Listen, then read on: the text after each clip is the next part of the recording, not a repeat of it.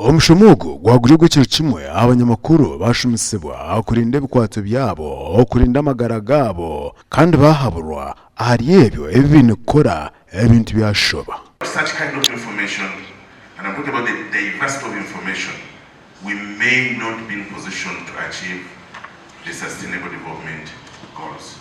So media, we take you as a center player as far as sustainable development is concerned.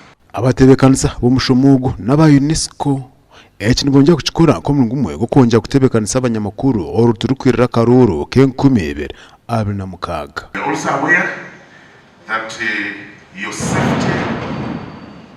safety, your freedom of expression is very important in this regard. Ohiro abanyamakuru omwanyugu hariho n'abandi bantu.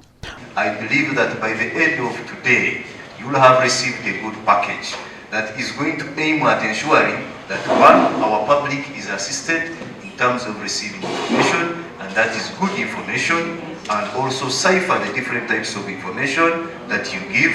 And for we know that it is you, the journalists, that determine on what the community is to receive.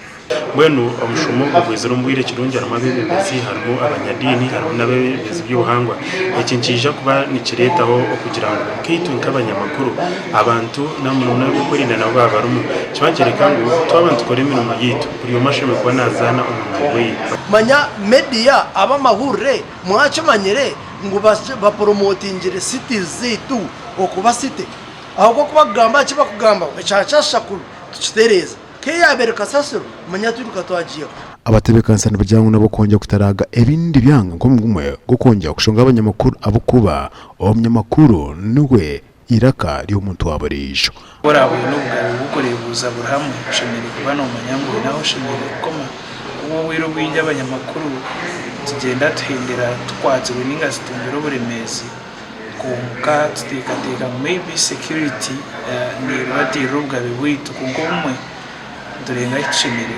Our TV West ndisenyomo Gideon Ahumrimbar.